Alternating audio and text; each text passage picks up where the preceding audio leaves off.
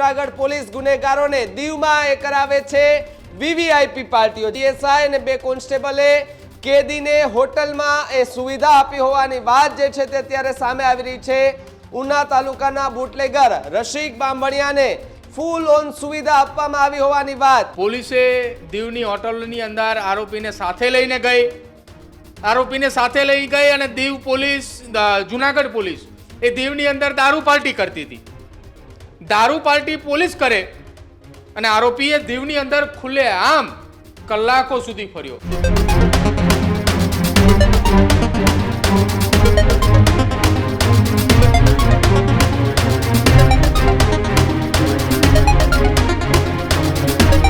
નમસ્કાર, આપ જોઈ રહ્યા છો ન્યૂઝ રૂમ અને આપની સાથે હું છું ભાવિક। સમાચાર જુનાગઢ પોલીસને લઈને સામે આવી રહ્યા છે કે જ્યાં જુનાગઢ પોલીસ વિવાદમાં આવી છે। એક કેદીને મુદત માટે દીવ લઈ જવામાં આવે છે ત્યાં એવી વાત સંભળાય છે કે પોલીસ એ દારૂ પાર્ટીમાં મજા કરતી હતી તે દરમિયાન એ આરોપી એ દીવના રસ્તા પર રખડતો જોવા મળ્યો છે। એમના સીસીટીવી પણ સામે આવ્યા છે અને હવે પોલીસ સામે સૌથી મોટા સવાલો જે છે તે ઊભા થઈ રહ્યા છે। જુનાગઢ પોલીસ ગુનેગારોને દીવમાં એ કરાવે છે વીવીઆઈપી પાર્ટીઓ। જે પ્રમાણે પીએસઆઈ અને 2 કોન્સ્ટેબલે કેદીને હોટલમાં એ સુવિધા આપી હોવાની વાત જે છે તે અત્યારે સામે આવી રહી છે। ઉના તાલુકાના બુટલેગર રશીક બામણિયાને ફૂલ ઓન સુવિધા આપવામાં આવી હોવાની વાત। જેલથી દીવ કોર્ટ લઈ જતા હોટલમાં રાખી અને સુવિધા પૂરી પાડવામાં આવી હોવાના સમાચાર પ્રાપ્ત થઈ રહ્યા છે। કેદીને મિત્રો સાથે હોટલમાં બહાર ફરવાની પણ એ પોલીસે છૂટછાટ આપી હોવાની વાત જે છે તે સામે આવી રહી છે। સાથે જ પીએસઆઈ એચએમ કટારા જે છે તેમને સસ્પેન્ડ કરવામાં આવ્યા હોવાના સમાચાર। કોન્સ્ટેબલ અનિલ મણવર અને ચેતન પરમાર પણ સસ્પેન્ડ થયા હોવાના સમાચાર મળી રહ્યા છે। સાથે જ જો વાત કરીએ તો એસપી સુબોધ વડોદરાના આદેશ પર આ કાર્યવાહી કરવામાં આવી હોવાના સમાચાર મળી રહ્યા છે। તપાસ હજુ ચાલુ છે। ઘટના બાદ પોલીસની પારદર્શિતા અને જવાબદારી પર અનેક સવાલો જે છે તે ઊભા થઈ રહ્યા છે। તપાસમાં પીએસઆઈ અને કોન્સ્ટેબલની મિલીભગત એ સામે આવતા ખળભળાટ મચ્યો છે। સાથે જ કડક તપાસ અને જવાબદારી નક્કી ક્યારે કરવામાં આવશે એ સવાલ પણ અત્યારે ઊભા થઈ રહ્યા છે। તો બીજી તરફ જો વાત કરવામાં આવે તો શું પોલીસ કર્મચારીઓ પોતાની જવાબદારીઓ ભૂલી ગયા છે કે કેમ? સૌથી મોટો સવાલ, કેદીને અનઅધિકૃત સુવિધા આપવા પાછળનું કારણ શું? આ સૌથી મોટો સવાલ જુનાગઢ પોલીસ સામે ઊભો થયો છે। બુટલેગરોને કેમ વીવીઆઈપી સુવિધાઓ આપવામાં આવે છે? સાથે જ જો આમાં કેમ જનતા ગુજરાતમાં એ જનતા જે છે એ ગુજરાતની પોલીસ પર ભરોસો કરે કે જ્યાં એ આરોપી છે એના પર કેટલા ગુના નોંધાયેલા છે અને એ આરોપીને પોલીસ બહાર એમનેમ રખડવાની છૂટ આપે છે। જે પ્રમાણે સીસીટીવી સામે આવ્યા છે, સીસીટીવીની અંદર દેખાઈ રહ્યું છે કે જ્યાં એ આરોપી પોતાના મિત્રો સાથે ટ્રિપલ સવારીમાં એ રખડે છે, પરંતુ પોલીસ તો ક્યાંય દેખાતી જ નથી અને જે આરોપી છે તેના ઉપર કેટલા ગુનાઓ નોંધવામાં આવ્યા છે અને એની મુદત એ દીવમાં હતી ત્યાં કોર્ટે લઈ ગયા હતા। એ દરમિયાન આખો ખુલાસો થયો જેની અંદર આરોપી સાથે મિલીભગત એ પોલીસની હતી અને પોલીસે આ પ્રકારની કામગીરી કરી। ખૂબ જ શરમજનક કામગીરી છે। સવાલ એ ખાખી પર ફરી ઊભો થયો છે। આ પહેલા પણ આપણે જોયું છે કે આણંદ, આંકલાવ એ બધી જગ્યાએ, પેટલાદ, આ બધી જગ્યાએ આપણે જોયું છે પોલીસ પર સવાલ ઊભા થયા છે અને ફરી એકવાર જુનાગઢ પોલીસ છે કે જે વિવાદમાં આવી છે એ વિવાદમાં આવવાનું કારણ કે જે પોલીસ જે પોતાની ભૂમિકા છે એ ભૂમિકા જે છે એ ભૂલી જતી હોય છે અને પછી આ પ્રકારના કામ કરતા હોય છે ને કામ એમની સામે સવાલ ઊભા થતા હોય છે। પ્રદીપ મારી સાથે છે। પ્રદીપ, ફરી એકવાર ખાખી લજવાય એ પ્રકારનું કામ ગુજરાત પોલીસની એ જુનાગઢ પોલીસે કર્યું છે। કાર્યવાહી તો કરવામાં આવી છે પણ હવે શું? ભાવિક, જે કેદીને લઈને જવામાં આવ્યા હતા પોલીસ જાપ્તા સાથે જુનાગઢ પોલીસની ટીમ એ દીવ લઈને પહોંચી હતી। એ ઘટનાની અંદર જે આરોપી છે એની સામે 40 ગુનાઓ નોંધાયેલા છે। દુષ્કર્મ સહિતની 40 જેટલા ગંભીર ગુનાઓ એ આરોપી સામે નોંધાયેલા છે અને બીજી વાત એ પણ સામે આવી છે ભાવિક, આ કેસની અંદર 40 ગુનાનો આરોપી છે, બુટલેગર છે।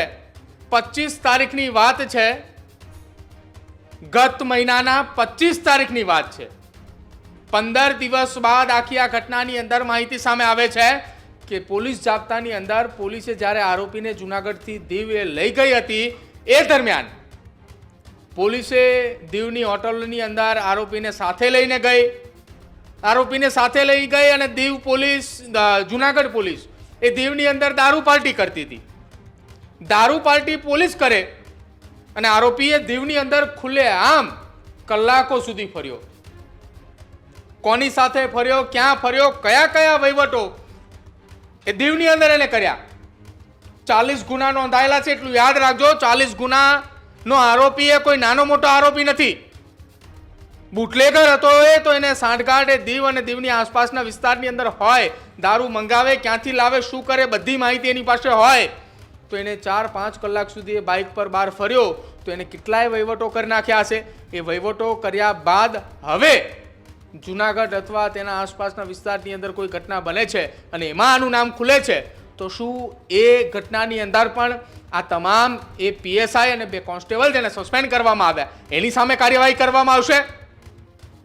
કેમ વારંવાર આ પ્રકારના સવાલ ઉઠી રહ્યા છે? કેમ વારંવાર પોલીસની સામે સવાલો ઉઠી રહ્યા છે? એક સવાલ એટલા માટે થઈ રહ્યો છે કે 40 ગુનાનો આરોપી છે, દુષ્કર્મ સહિતની કલમો એની સામે લાગેલી છે, એવા ગંભીર ગુનાનો આરોપી છે, તેમ છતાંય જો પોલીસ આ પ્રકારે છાવરતી હોય તો કેમ? શું આ આરોપી એ જ્યારે જેલની બહાર આવે ત્યારે ફરી એકવાર કોઈ દારૂ વેચવાનો ધંધો કરે તો એ પોલીસને સાચવી લેતો હશે, એટલા માટે પોલીસ એને સાચવી રહી છે?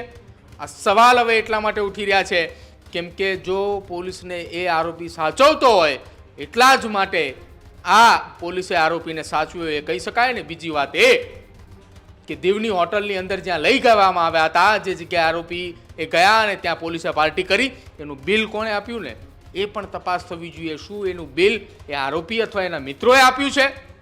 આ તપાસનો વિષય એટલા માટે છે, જુનાગઢ જિલ્લા પોલીસ વડાને એટલા માટે અમે આ સવાલો કરી રહ્યા છીએ કે તમે જો આ કેસની અંદર ઊંડાણપૂર્વક તપાસ કરશો તો આ પહેલી વખત એ પોલીસ જાપ્તાની અંદર આરોપી ગયો હતો, ભૂતકાળમાં કેટલી વાર ગયો હતો એની પણ તપાસ કરાવો, એમાં પણ કેટલાય ખુલાસાઓ થઈ શકશે. અને આ આખી ઘટનામાં આ આરોપીએ ત્યાં જઈને આવ્યો એ 5 કલાક શું કર્યું ને એ સૌથી મોટી મહત્વની વાત છે. એમાં તપાસ થવી જોઈએ અને એમાં તપાસ એવા અધિકારી પાસે કરાવજો કે જે આ અધિકારીઓ તમે જેને સસ્પેન્ડ કર્યા છે, પીએસઆઈ ને 2 કોન્સ્ટેબલને, એની કરતાં એ થોડી સારી છાપ ધરાવતા હોવા જોઈએ. એ ઇન્વેસ્ટિગેશન કરે તો એના ઉપર ભરોસો હોવો જોઈએ. એવા અધિકારી પાસે તમે તપાસ કરાવજો. ભાવિક પણ પ્રદીપ, એક વાત કે પોલીસ પોતાની ભૂમિકા કેમ ભૂલી જતી હોય છે? ભાઈ ખાખી પહેરી છે, એમને જે કામગીરી, કાયદો, વ્યવસ્થા, શાંતિ, સુરક્ષા, સેવા, પોલીસ પ્રજાનો મિત્ર, પ્રજા માટે કોઈ કામ કરે છે એવું દેખાય? ઘણી પોલીસ છે સારી પોલીસ, એવું નથી કહેતા કે એક પોલીસ ખરાબ છે એટલે બધી પોલીસ ખરાબ હોય. ઘણી પોલીસ એવી છે કે જે જનતા માટે કામ કરે છે, એને વ્યવસ્થિત સાચવે છે, એના કેસ સારી રીતે સોલ્વ કરે છે. પણ આ પ્રકારનું પોલીસ જ્યારે કામ કરે છે ને ત્યારે આખા પોલીસ ડિપાર્ટમેન્ટ ઉપર સવાલ ઉભા થાય છે. ભાવિક, જુનાગઢની અંદર જ્યારે આ ઘટના બની ત્યારે સૌ કોઈ ચર્ચા કરી રહ્યા હતા. આ કેસ એ 25 તારીખનો છે, ગત મહિનાની અંદરની 25 તારીખે બનેલી ઘટના છે, પરંતુ ચર્ચા અત્યારે એટલા માટે આવી કે જુનાગઢ જિલ્લા પોલીસ વડાએ આ 3 અધિકારીઓને સસ્પેન્ડ કર્યા છે. ચર્ચા એ જુનાગઢના પોલીસ બેડાની અંદર છેલ્લા કેટલાય સમયથી ચાલી રહી હતી. એવું ન હતું કે સમાચાર માધ્યમોની અંદર આ ઘટના આવી એટલા માટે અધિકારીઓને સસ્પેન્ડ કર્યા, એ વાત ખોટી છે. ચર્ચા એની પહેલા જ જુનાગઢના પોલીસ બેડાની અંદર થઈ રહી હતી, પરંતુ એસપી એ કદાચ નહોતા એવું ઈચ્છતા કે આપણે આમને સસ્પેન્ડ કરીએ અથવા કોઈ કાર્યવાહી કરીએ, કેમ કે 15 દિવસ પહેલાની બનેલી ઘટના શું પોલીસ બેડાની અંદર ખબર ના હોય? પોલીસને તો ત્યાં સુધી ખબર હોય છે કે એમના વિસ્તારની અંદર શું ચાલી રહ્યું છે.